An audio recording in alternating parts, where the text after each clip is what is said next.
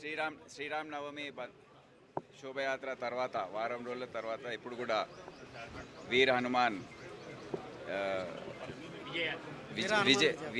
వీర హనుమాన్ విజయయాత్ర జరుగుతుంది ఆనవాయితీగా.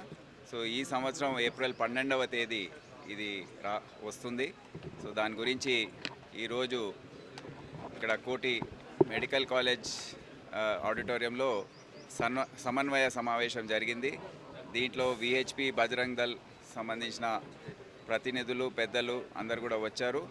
మా తరఫున పోలీస్ డిపార్ట్మెంట్ నుండి రాచకొండ, సైబరాబాద్ మరియు మా సిటీ పోలీస్ ఆఫీసర్స్, ఇక్కడ సంబంధించిన ఇతర డిపార్ట్మెంట్స్ ఏవైతే ఉన్నాయో జిహెచ్ఎంసి, ఆర్ఎండ్బి, ఎలక్ట్రిసిటీ, వాటర్, ఫైర్, ఆర్టీసీ అందరు కూడా వాళ్ళ ఆఫీసర్స్ వచ్చారు.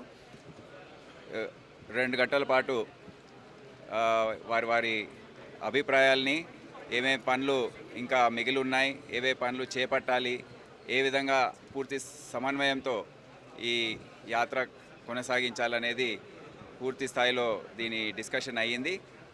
ముఖ్యంగా మనం గమనించదగ్గ విషయం ఏంటంటే, ఇది గౌలిగూడ రామ్ మందిర్ నుండి ఈ ర్యాలీ స్టార్ట్ అవుతుంది. అక్కడ పూజలు అయిన తర్వాత 150 చిన్న చిన్న ప్రొసెషన్స్ మన హైదరాబాద్ సిటీ ప్రాంతంలోనే బయలుదేరుతాయి.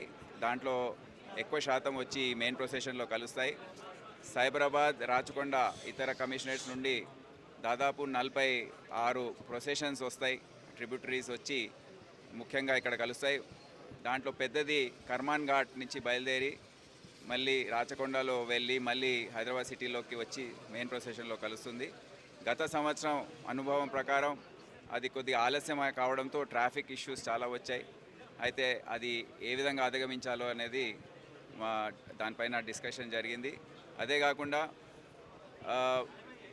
విహెచ్పి బజరంగ్ దళ్ వారు ఎప్పుడు కూడా స్వీయ నియంత్రణతో చాలా బాగా ఈ ర్యాలీని కంట్రోల్ చేసుకుంటూ తీసుకెళ్తుంటారు. వారే రోప్ పార్టీస్ పెట్టుకొని అందరినీ సమన్వయపరిచి తీసుకెళ్తుంటారు.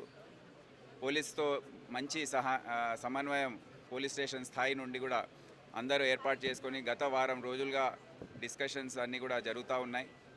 సో మొబైల్గా ఎక్కువ మంది యువకులు అన్ని ప్రాంతాల నుండి మోటార్ సైకిల్స్ పైన ఎక్కువగా వస్తుంటారు కనుక వారు ఎవరెవరు ఉన్నారు అనేది ప్రొసెషన్స్లో వీళ్ళందరూ వాళ్ళని గుర్తుపడతారా లేదా బాధ్యత గల ఆర్గనైజర్స్ ఎవరైతే ఉన్నారో వారిపైన బాధ్యత అనేది పెట్టడం జరిగింది.